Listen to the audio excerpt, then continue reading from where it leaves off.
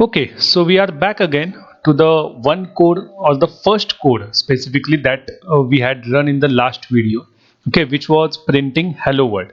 Okay, so the same code is there in front of you. Let's again run it once again to see whether we are getting the same output or not. Okay, so run option, as you already know. I'll just zoom it in so that it will be visible to you. Okay, so this is the output that we are getting after running the code. Okay, hello world. Uh, this is probably considered the simplest code when you are learning any new programming language. Okay, so hello world, printing hello world is considered as the first code that you should do. Okay, but even though it looks like a simple code, there are a lot of takeouts or there are a lot of takeaways that you can see in this simple code. Okay, and a lot of important things are being done here. Okay, so let us first try to understand what is happening here, and we will analyze our code that we have written. Even though it is of a single line, we will have to see what exactly is happening inside this code. Okay, before going for that, again, I will suggest you to check this window again. Okay, the window that is in front of you, the window of IntelliJ IDEA.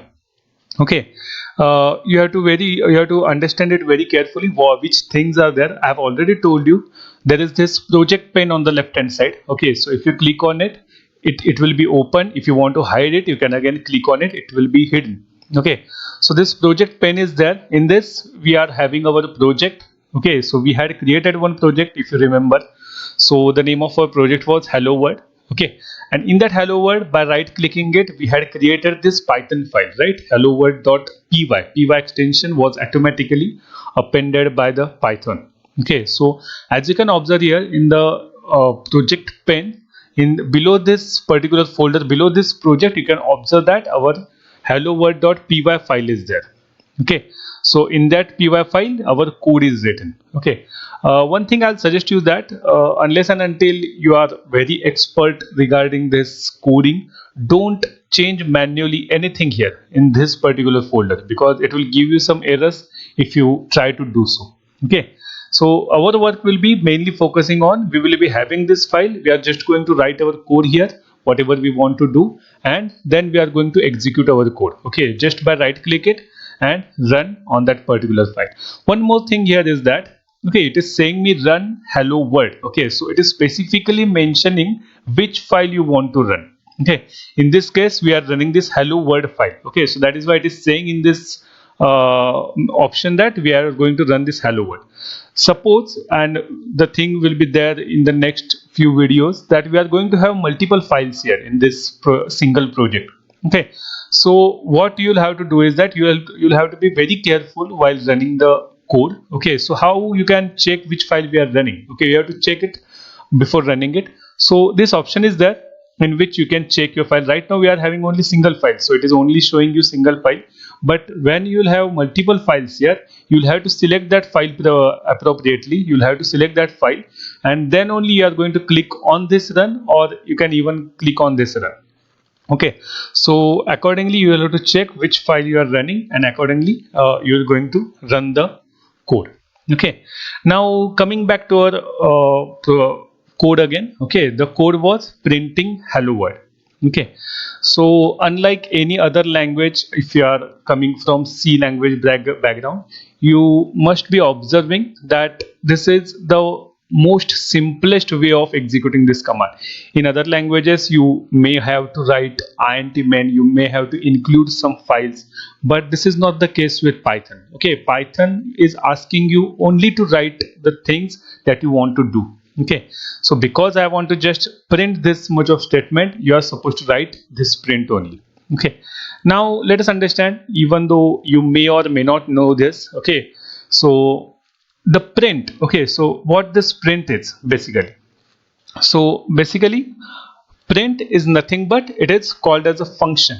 Okay, and function in any language, it might be Python, it might be C, it might be C++. Okay, if you are considering any programming language, in that language a function is nothing but it is a block of code, okay, which is executed when it is called upon. Okay, so in simple terms, that is the more technical kind of definition. But in simpler terms, what a function is, basically there are different types of function in any language. Okay, some are standard functions, some are user defined functions, but there are some standard functions. Okay, so like this print, okay, which functions we can use for our advantage. So in simple language, a function is nothing but the code of that function is written in that standard library. Okay, you don't have to worry about what and how that print is working. You only have to use that particular function. Okay, you just have to remember in Python that if you want to print anything and onto the screen as it is, you are going to use this function. Okay, so how to use that function? First, you are supposed to write print. Okay, this word you are supposed to write. Okay, and one identification of a function is that after the name of the name of the function right now is our print, and after the name of the function there will be parenthesis. Okay, and within the parenthesis we pass the arguments. Okay, so a function is there, that function tells or that function indicates which task you are going to perform. Okay, and for performing those tasks we have to provide some arguments. We have to tell the computer or the Python or that particular language which arguments are there, and those arguments are generally enclosed within this particular uh, function. Okay, so right now as you can observe in the print we are having parenthesis, and in the parenthesis we have written whatever we wanted to print as it is. Okay, so now the syntax. Okay, there is a particular syntax which is there for each and everything in a programming language. Syntax means the way in which we write the instruction. Okay, this is one of the instruction. Okay, we are instructing the language, we are instructing the computer to do something. Okay, right now we are instructing the computer to print hello world. Okay, so while you are when you are giving the instruction should be given in a proper format. The instruction should be given in a format that can be understood by that particular language or that computer. Okay, so the way or that proper way is called as the syntax for that particular concept. Okay, right now the syntax for using this function print is that you'll have to write this print word, again you'll have to put the opening parenthesis, again you'll have to put whatever you want to print as it is inside the quotes. Okay, and you'll have to put the parenthesis. Okay, so whenever you will write like this, the computer will understand that the user wants to print. Okay, what does he want to print?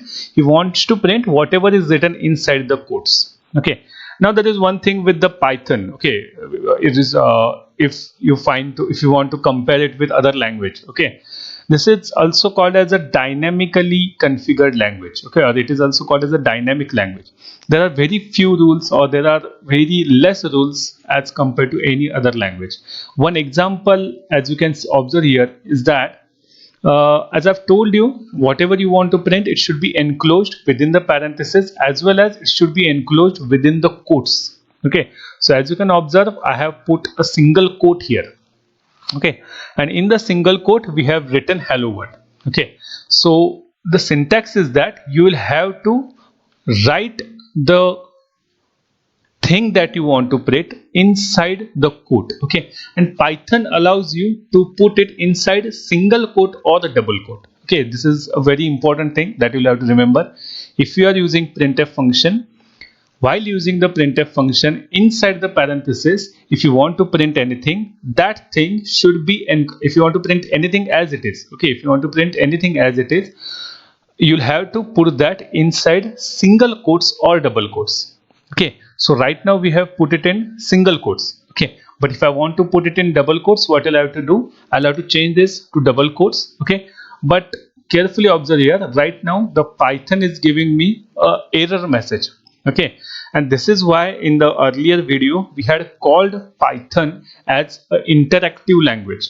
Okay, so this is the one example where you will understand why the language is called as an interactive language. Okay, so as you can observe here, it is interacting with me. It is telling me that you are somewhere wrong. Okay, this red line, as you can observe on the screen, this red line is telling me that we are wrong somewhere. Okay, and as you can observe, as I hover on that particular red line, it is saying that you are missing closing quote. Okay, so this is why, or that is why I'm telling you to be very careful while writing the code. The Python, the IntelliJ IDEA, it will tell you each and everything. Wherever you are wrong, it will tell you at that point only. Okay, and it will inform you, it will warn you that you are doing some wrong thing and you'll have to change that thing. Okay, so the wrong thing that we have done here right now is that the starting of the thing that we want to print, it is starting with double quotes and it is ending on single quote. Okay, so that is not allowed in Python. Python tells you that you can either put that whole thing in single quotes or you can put that whole thing in double quotes. Right now what I've done, I have put that whole thing in double quotes. So as you can observe, that error has disappeared. Okay, so the allowed thing is, as I'm already again telling you, the allowed thing is you can put the entire thing inside single quote, you can put entire thing inside double quote, but it is not allowed to put the starting thing, the starting of that particular string inside single quote and end in double quote, or starting in double quote and end in single quote. Okay, so we'll check again whether we are getting the output or not. So this is the code, I have changed it to double quotes. We will again run it. Okay, so there is no need to save the file as such. You can directly right click over it and you can click on run hello. Okay, so as you can observe, if you hover, if you go in the output pane, you can see that we are getting the exactly same output that we were getting earlier. Okay, so there is no change as far as Python is concerned. For Python, the same output, it will be shown irrespective of the quotes that you have put. Okay, so important things that we have studied till now. Important thing, first most important thing is we are making use of a function. The name of the function is print. Okay, print function in Python, the function is used to print anything that you want to print onto the screen. Okay, right now what I'm doing, I want to print hello world onto the screen. Okay, this hello world, if I want to print it as it is onto the screen, what I'll have to do is I'll have to put that inside quotes. The quotes can be single quotes or double quotes, but again be careful. If it is starting with single quote, it should end with single quote. If it is starting with double quotes, it should end with double quotes. Okay, and again it should be enclosed within parentheses. Okay, so this in all will allow this print to work. Okay, again I'm telling you, there is no header file as such that you'll have to invoke to use that print. There is no main as such that you'll have to put your print inside. Even if you write this single statement is sufficient to tell your IntelliJ IDEA, to tell your Python which task you want to perform, and it is giving you the output accordingly. Okay.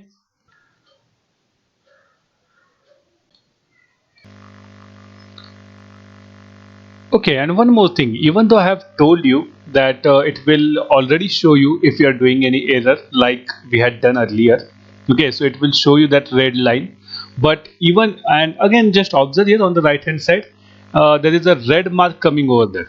Okay, and it is specifically mentioning which error you have done, even though even as well it was observable in that hovered space, but here also it is telling you that missing closing quote. Okay, and even after that, even if you run the code, okay, so just check what it is saying in the output window right now.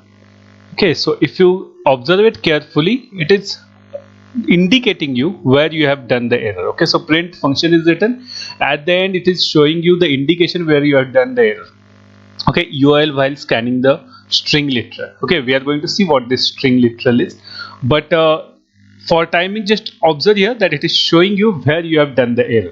Okay, so the reason why I'm telling you this all because Python in every way will tell you where you are doing the mistake. Okay, it will always warn you, it will always tell you where you are doing the mistake, because again it is a scripting language as well. The run is getting the code is getting run even at the writing time. Okay, so again we will modify our mistake. Okay, we will change the wrong thing that we had done, and now we will again run the code to check whether we are getting the desired output.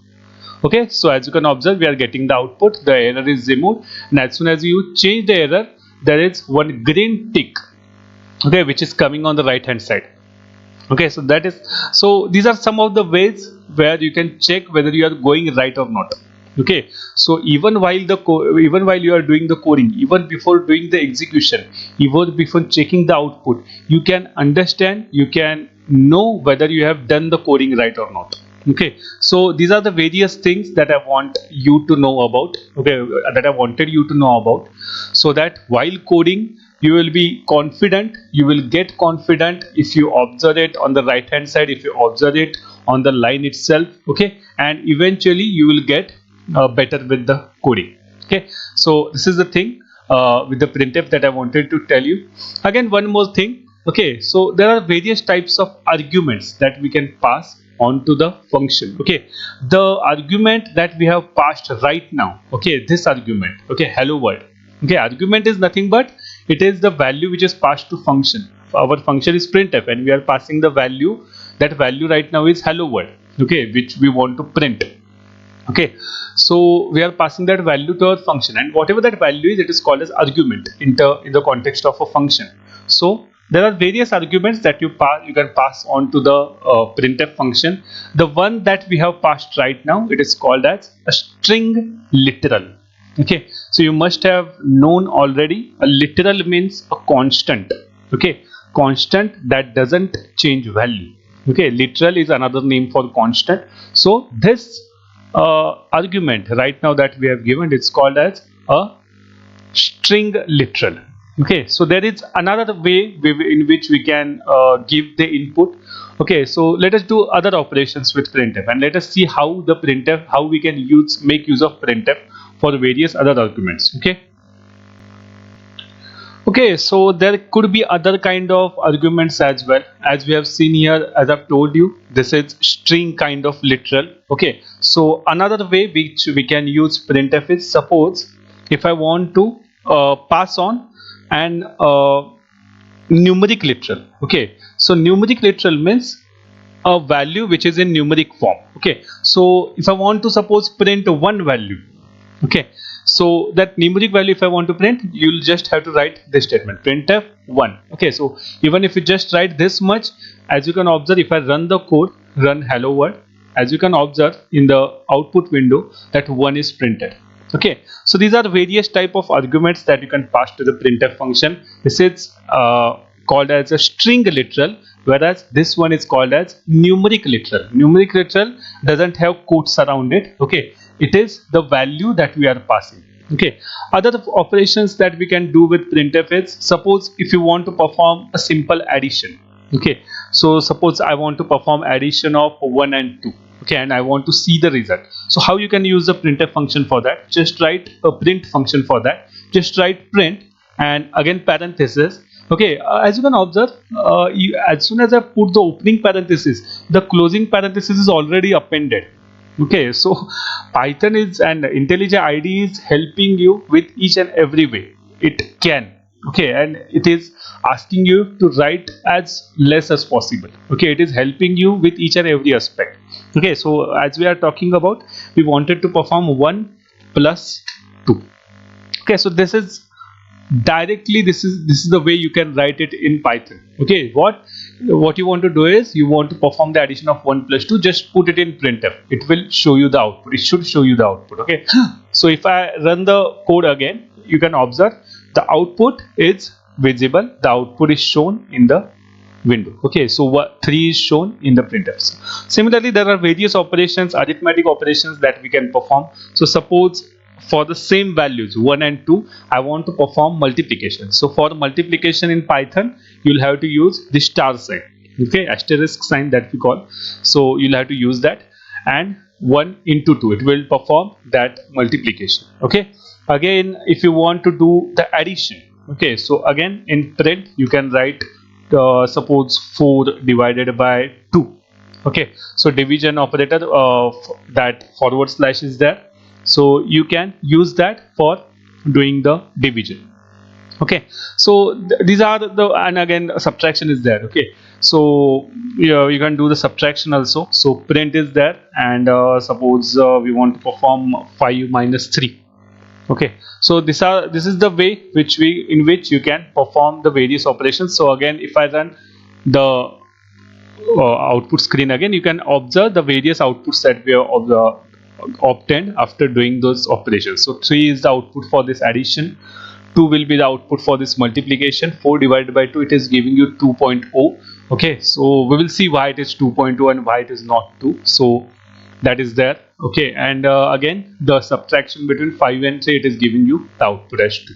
Okay, so this is the way in which you can use the printf function. There are various other ways in which we are going to use the printf function in the latter part, but for the startup, for starting up with the Python, this much would be sufficient. I advise you to play around with this IntelliJ IDEA.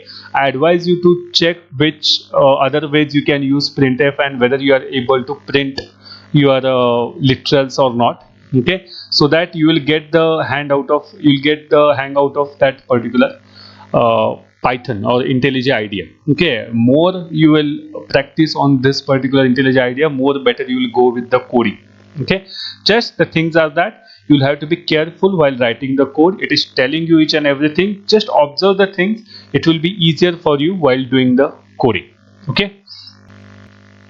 And one more thing, Python allows you to embed as many arguments as you want inside the print function. Okay, so suppose I want to pass many arguments to my function. Okay, so suppose my first string is Samir.